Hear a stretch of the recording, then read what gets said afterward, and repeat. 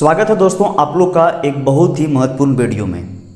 तो आप लोग को पता होगा अभी कि YouTube में या तो फिर हर जगह सोशल मीडिया में एक वैकेंसी है जो बहुत ज़्यादा तहलका मचा के रखा हुआ है।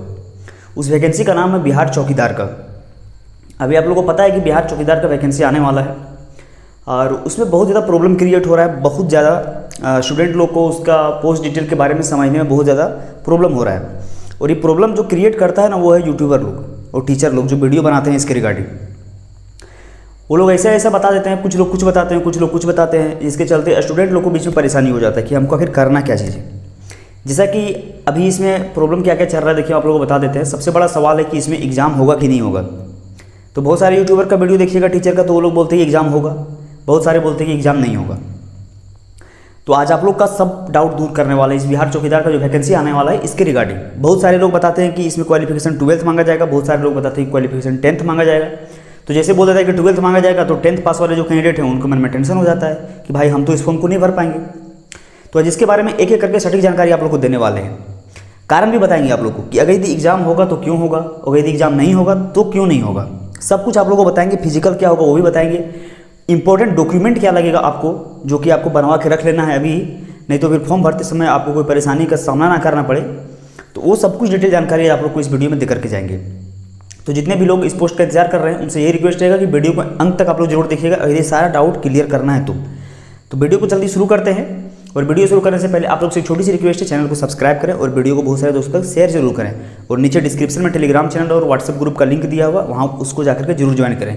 क्योंकि किसी भी तरह का अगर यदि वैकेंसी आता है तो उसका जो PDF होता है, डिटेल PDF, तो फिर किसी भी तरह का जॉब से रिगार्डिंग अपडेट होता है तो हम सारा कुछ वहीं पर अपलोड करते हैं, वहीं पर डाल देते हैं। तो वहाँ पर जाकर जरूर आप लोग ज्वाइन कीजिएगा। तो चलिए इस वीडियो को शुरू करते हैं और बिहार चौकीदार के बारे में जितना भी डाउट है आज आप लोग का सब कुछ एक एक करके दूर करते हैं। तो देखिए टोटल चीज़ बताएंगे आप लोगों को, आप लोग आराम से वीडियो को देखिएगा। देखिए बिहार चौकीदार का भर्ती अभी आप लोगों को पता है आने वाला है।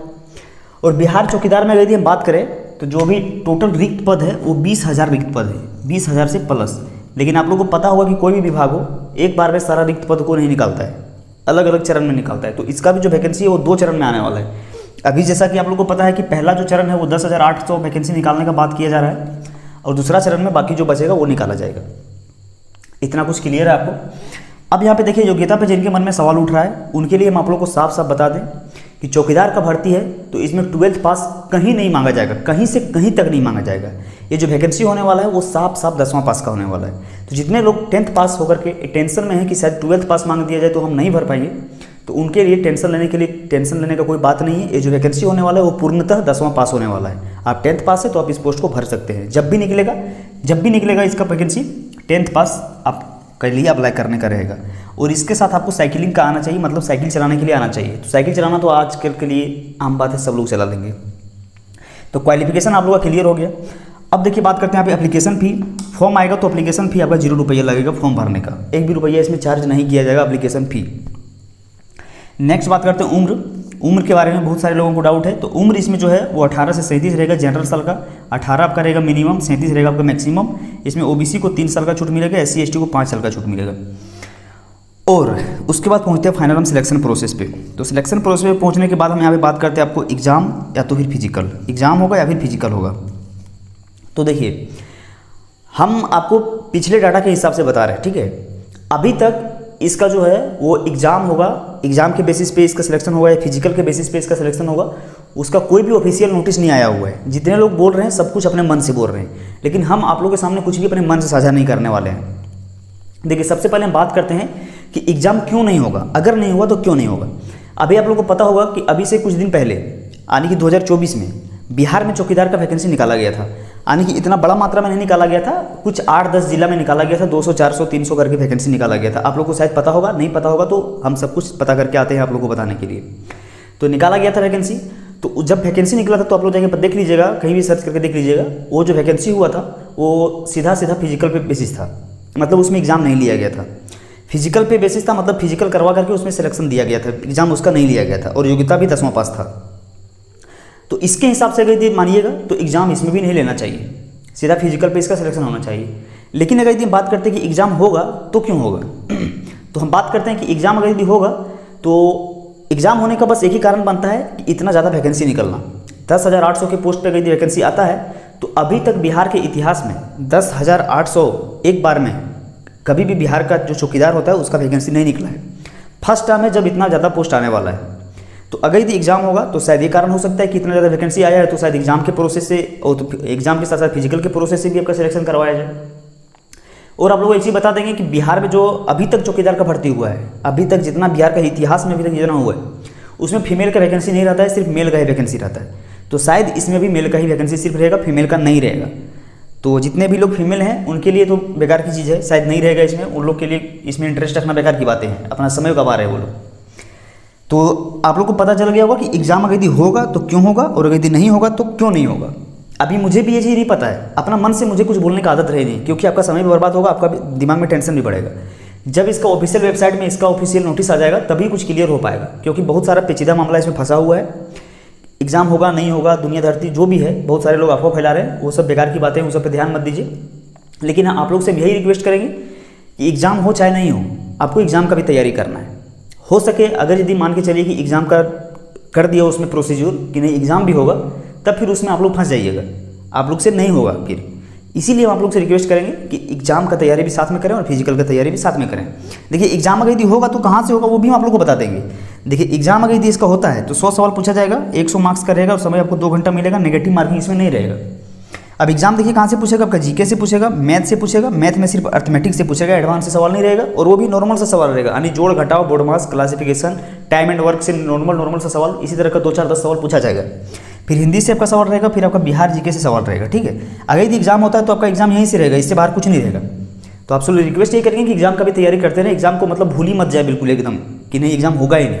हो सकता है एग्जाम हो जाए, उसमें आप लोग फंस जाइएगा, अचानक से तैयारी करने का समय नहीं मिलेगा। तो एग्जाम का भी तैयारी आप लोग करते रहिएगा। अब देखिए नेक्स्ट यहाँ पे बात करते हैं हम। इतना तो आपका क्लियर हो गया कि एग्जाम होगा नहीं होगा, सब कुछ आप लोग को पता चल गया। अब यहाँ पे बात करते हैं देखिए फिजिकल का। तो देखिए फिजिकल आप लोग को, जैसे कि हम आप लोग को भी ये बता दिए कि ये जो वैकेंसी होता है ये सिर्फ मेल का होता है, फीमेल का नहीं होता है। तो फीमेल का नहीं होता है तो फीमेल का फिजिकल भी नहीं होगा, खत्म कहानी उन लोग का।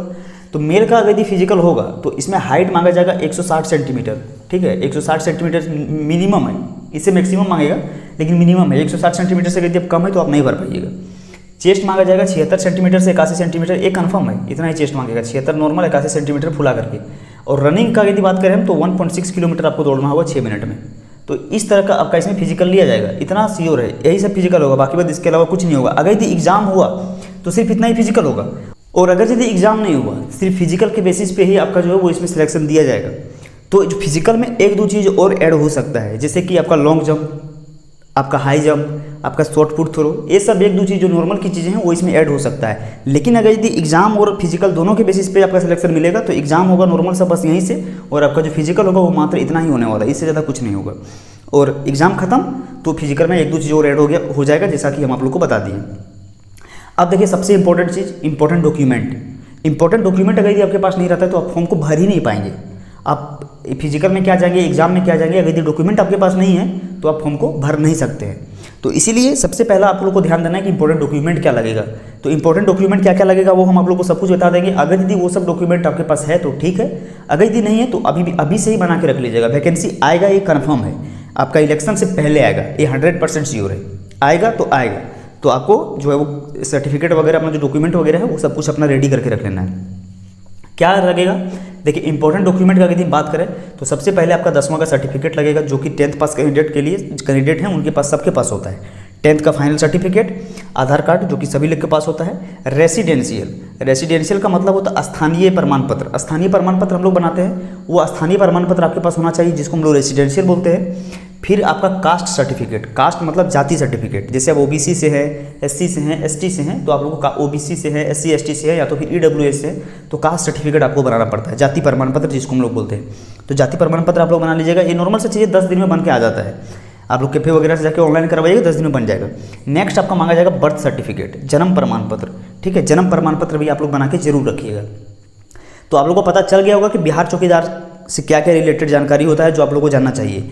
और आप लोग बेकार की बातें में मत पड़िए, हम आप लोग से यही एक रिक्वेस्ट करेंगे, अगर यदि बिहार चौकीदार में आपको जॉब लेना है तो आप लोग एग्जाम का और फिजिकल का दोनों का तैयारी कीजिएगा, क्योंकि अभी किसी के पास नॉलेज नहीं है कि इसमें एग्जाम होगा कि नहीं होगा।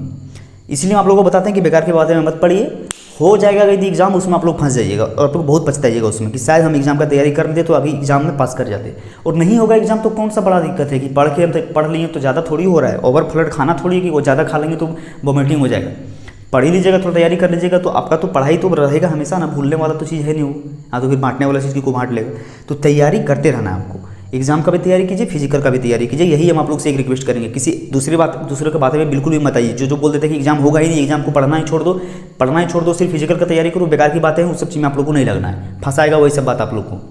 तो आशा करते हैं बिहार चौकीदार का जो वैकेंसी आने वाला है उसके रिगार्डिंग सारा डाउट आप लोग का क्लियर हो गया हो। अगर यदि इसके बाद भी किसी तरह का डाउट आपके मन में बचा हुआ है तो कमेंट सेक्शन में पूछिएगा, वहाँ पे आप लोग को सारा जवाब दिया जाएगा।